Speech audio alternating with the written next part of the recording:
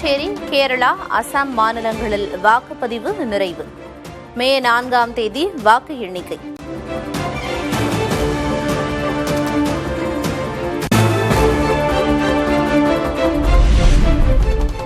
புதுச்சேரி சட்டமன்ற தேர்தலில் மாலை 5 மணி வரை 86.92 விழுக்காடு வாக்குகள் பதிவு.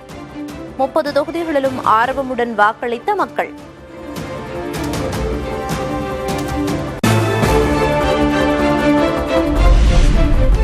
புதுச்சேரி திருக்கனூரில் வாக்குச்சாவடியில் நுழைந்து பாஜகவினர் வாக்கு சேகரித்ததாக காங்கிரசார் வாக்குவாதம். தடியடி நடத்தி கூட்டத்தை கலைத்த காவல்துறை.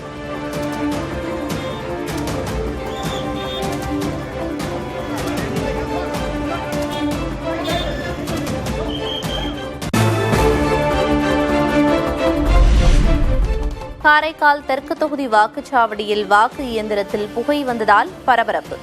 புகை வந்த பேட்டரியை மாற்றும் வரை 10 நிமிடங்களுக்கு வாக்குப்பதிவு நிறுத்தப்பட்டது.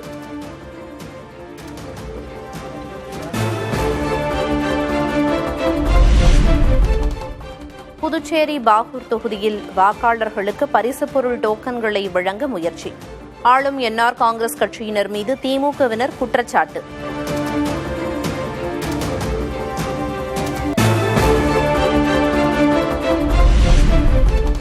புதுச்சேரி ராஜ்பவன் தொகுதி வாக்குச்சாவடியில் வாக்காளர்களை வரவேற்ற ரோபோ நிலா வாசல் வரை வந்து வரவேற்றதோடு தேவையான தகவல்களை வழங்கியதால் வாக்காளர்கள் உற்சாகம்.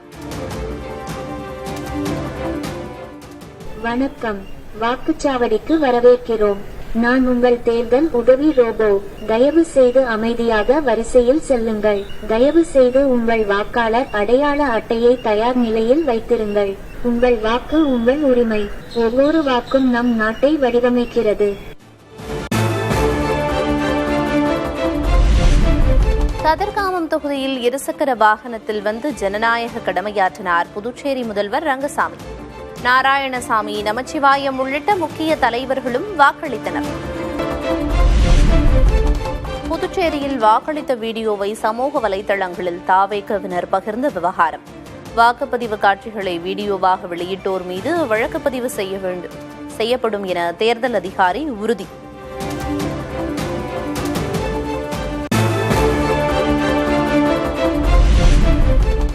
கேரளத்தில் மாலை 5 மணி நிலவரப்படி சுமார் 75.01 விழுக்காடு வாக்குகள் பதிவு. நீண்ட வரிசையில் காத்திருந்து ஆர்வமுடன் வாக்களித்த வாக்காளர்கள்.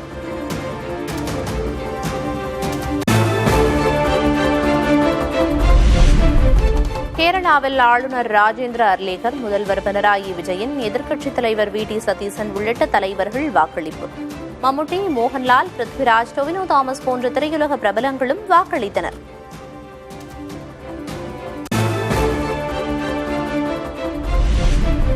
அசாமில் மாலை 5 மணி வரை 84.42 விழுக்காடு வாக்குகள் பதிவு. வெயிலையும் பொருட்படுத்தாது ஆர்வமுடன் வாக்களித்த மக்கள்.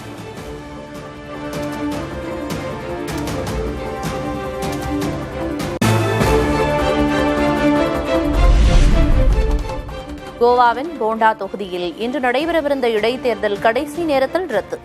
சட்டமன்ற தேர்தலுக்கு 10 மாதமே உள்ளதால் தேர்தலை ரத்து செய்ய கோரி தொடரப்பட்ட வழக்கில் உத்தரவு.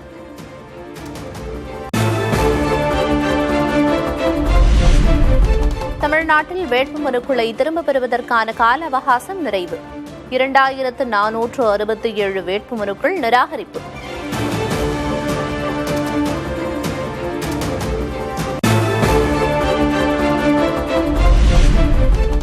நாட்டிலேயே மேற்கு வங்கம் மட்டும்தான் பின்னோக்கி சென்று கொண்டிருப்பதாக பிரதமர் மோடி விமர்சனம்.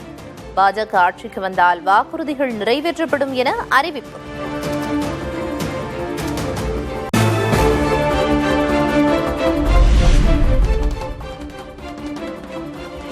மேற்கு வங்கத்தில் வெற்றி பெறுவதற்காகவே 60 லட்சம் வாக்காளர்களை பாஜக நீக்கியிருப்பதாக முதல்வர் மம்தா பானர்ஜி குற்றச்சாட்டு.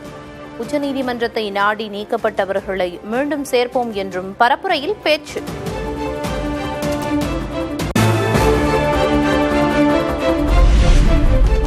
தொகுதி மறுவரையறை சீர்திருத்தமல்ல, அதிகார குவிப்பு என முதல்வர் மு.க.ஸ்டாலின் கடும் கண்டனம். நாடாளுமன்ற ஜனநாயக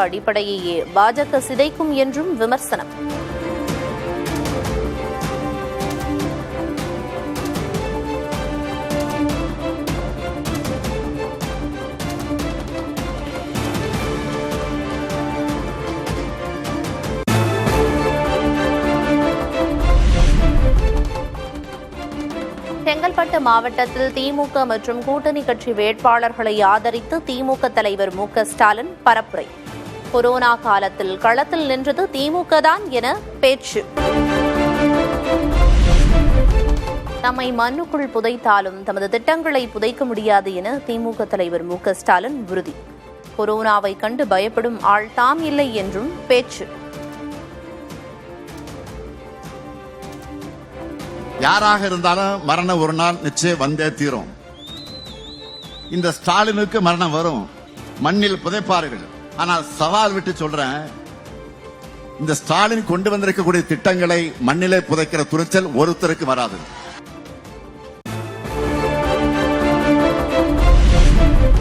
அமித்ஷாவை தாம் சந்திப்பதில் என்ன தவறு என அதிமுக பொதுச் செயலர் கே. பழனிசாமி கேள்வி. அமித்ஷா பாகிஸ்தான்காரரா என்றும் வினா. என்ன பாகிஸ்தான்காரரா? இந்திய நாட்டுடைய உள்துறை மந்திரிங்க, அவர் போய் பார்ப்பது தவறா? பார்த்தா போதும் அதர்றாரு, பதறாரு.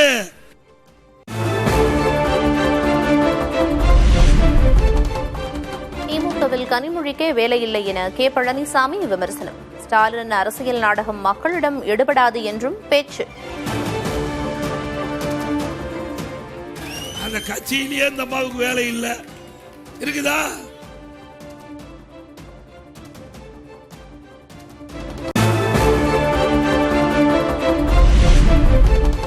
திராவிட மாடல் ஆட்சிக்கு கிடைக்கும் வரவேற்பை கே. பழனிசாமியால் தாங்கிக் கொள்ள முடியவில்லை. முதல்வர் மு.க.ஸ்டாலின் குறித்து தரம் தாழ்ந்து பேசி வருவதாகவும் ஆர்.எஸ். பாரதி கண்டனம்.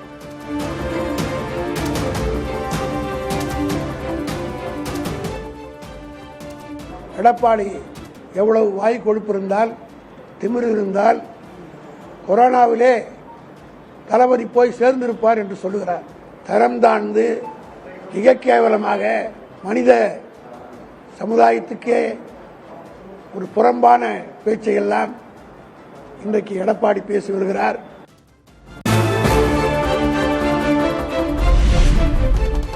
விஜய் ஆதரவுடன் முதல்வராகி 5000 கோடி ரூபாய் சம்பாதிக்க திட்டமிட்டார் எடப்பாடி கே. பழனிசாமி. தாவேக நிர்வாகி செங்கோட்டையன் விமர்சனம்.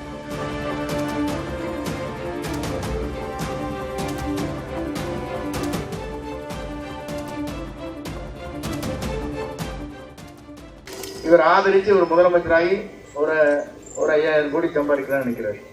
அதை நான் விடல. இதுதான் பிரச்சனை. கோலம் வெறியில் இருக்காரு என் பேர்ல. மனு தாக்கல் பண்ணதே செல்லாது சொல்ற அளவுக்கு இருக்கிறாங்க. எவ்வளவு மோசமான சூழ்நிலை இருக்கிறது என்பதை எண்ணி பார்க்க வேண்டும்.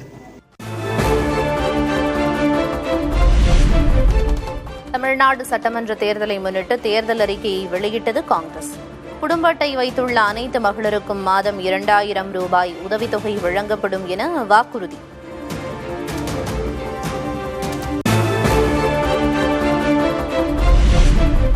அரசு பள்ளி மாணவர்களுக்காக டியூஷன் அக்கா திட்டம் செயல்படுத்தப்படும்.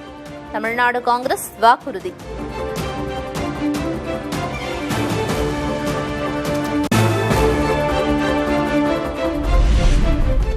இந்திய தேசிய காங்கிரஸ் திமுகவுடன் தான் இருக்கிறது. உண்மையான காங்கிரஸ் தன் பக்கம் இருப்பதாக கூறிய விஜய்க்கு டி.கே. சிவகுமார் பதில்.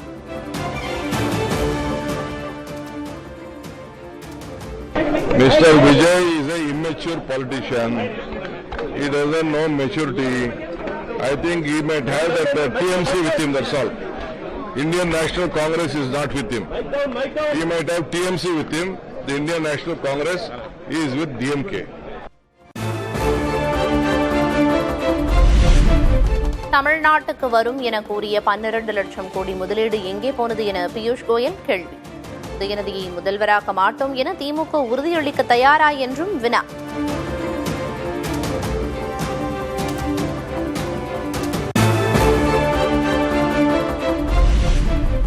தமிழ்நாட்டில் திமுக ஆட்சிக்கு தேசிய ஜனநாயக கூட்டணி முடிவு கட்டும்.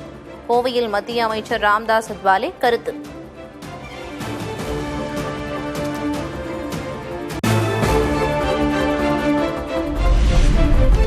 சென்னை அண்ணா நகரில் திமுக வேட்பாளர் சிற்றரசுவை ஆதரித்து உதயநிதி ஸ்டாலின் பரப்புரை.